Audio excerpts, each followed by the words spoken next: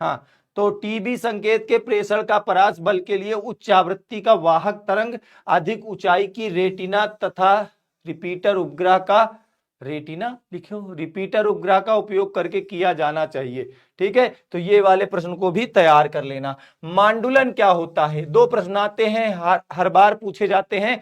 मांडुलन क्या है, विमांडुलन क्या है, दो अलग अलग घटनाएं हैं। एक मांडुलन क्या है, एक विमांडुलन क्या है, ये दोनों को आपको आना चाहिए। तो मांडुलन क्या है, सूचना तरंगों को वाहक तरंगों पर अध्यारोपित या संयोजन की जो क्रिया होती है उसे हम लोग क्या कहते हैं, मांडुलन कहते हैं।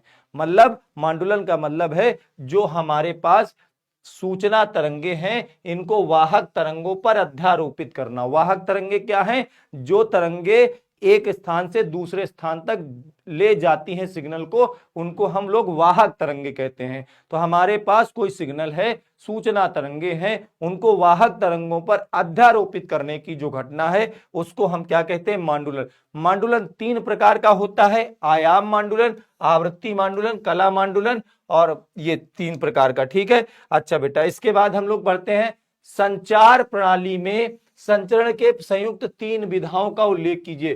तो तीन प्रकार से संचरण होता है, एक होता है ग्राउंड वेव संचरण, दूसरा होता है आकाशीय संचरण, तीसरा होता है व्योम तरंग संचरण। क्या होता है बेटा, व्योम तरंग संचरण। अच्छा, सबसे इंपॉर्टेंट क्वेश्चन ये वाला है हमारे पास जो इस साल के पेपर के लिए बहुत इंपॉर्टेंट है, क्योंकि नाभिक वाले चैप्टर से रेडियो एक्टिविता को हटा दिया गया है।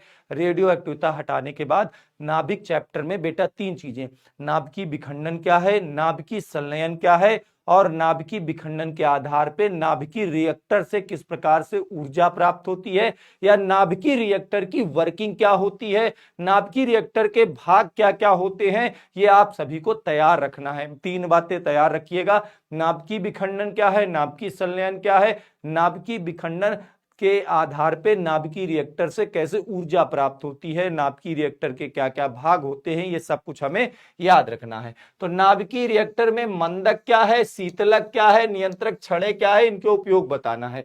तो बेटा यहां पर हमने तीनों के एक एक उपयोग लिखे हैं। सबसे पहले हमने लिखा है मंदक का उपयोग। मंदक का उपयोग क्या होता है, जो तीव्र न्यूट्रॉन की चाल है उसको कम करने के लिए करते हैं हम लोग किसका उपयोग, मंदक का उपयोग। इसके नाभिक द्रव्यमान न्यूट्रॉन के द्रव्यमान के तुलनीय होते हैं ताकि यह उसकी गतिज ऊर्जा का उचित अंश अवशोषित कर सके। भारी जल का उपयोग करते हैं मंदक के रूप में, नाभिकीय रिएक्टर में किसका उपयोग करते हैं, भारी जल का। भारी जल का फार्मूला आप सभी को पता होगा, D2O।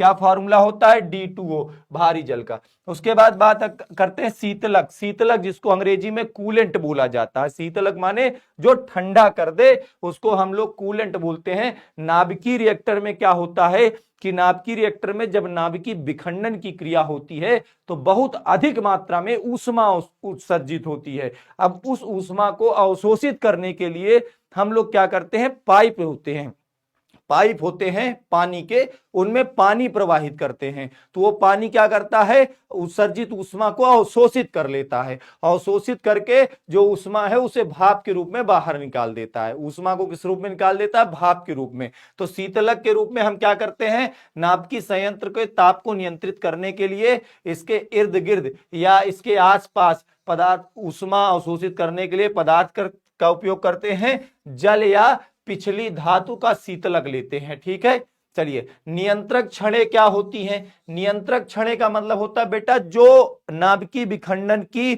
क्रिया को नियंत्रित करती हैं, उनको नियंत्रक छड़ें कहती हैं। ठीक है, इसके लिए हम लोग क्या करते हैं, कैडमियम की छड़ों का प्रयोग करते हैं नाभिकीय विखंडन की क्रिया को नियंत्रित करने के लिए। अच्छा, गामा किरणों की उत्पत्ति समझाओ। हालांकि इस साल हटा, रेडियो एक्टिविटी हटाते हैं इसको। एक्स किरणों के दो गुण लिखो, ये आ सकता है, ये हालांकि फर्स्ट पेपर का है। एक्स किरणों के दो उपयोग। बेटा एक्स रेस का विद्युत चुंबकीय तरंगों में जितनी भी किरणें आती हैं, गामा रेज है, एक्स रेज है, पराबैंगनी और किरणें, इनके बारे में दो दो तीन तीन गुण सबको याद कर लेना है। 3 से 4 नंबर को उस चैप्टर से हर साल प्रश्न आता है। और इसी तरह का छोटा सा प्रश्न आता है, जैसे आपसे पूछ लिया एक्स किरणों के किन्हीं दो गुणों का उल्लेख करिए। तो एक्स किरणों के दो गुण मैंने यहां पर लिखे हैं कि यह एंगस्ट्रॉम कोटि की तरंग दैर्ध्य वाली वैद्युत चुंबकीय तरंग है जो कि चुंबकीय एवं वैद्युत क्षेत्र द्वारा विक्षेपित नहीं की जा सकती। क्यों? क्योंकि इस पर किसी प्रकार का आवेश नहीं होता है। फिर से पहला पॉइंट गौर समझें, यह एंगस्ट्रॉम कोटि की तरंग दैर्ध्य वाली वैद्युत चुंबकीय तरंग है जो कि चुंबकीय एवं वैद्युत क्षेत्र द्वारा विक्षेपित नहीं की जा सकती है। दूसरा पॉइंट क्या है? यह मांस को पार कर जाती है पर हड्डी द्वारा अवशोषित हो जाती है। इसीलिए एक्सरे करवाने गए हो ना, कभी हाथ पैर टूटा जीवन में? नहीं टूटा, चाल चलन सही रखो, जरूर टूटेगा। ठीक है। तो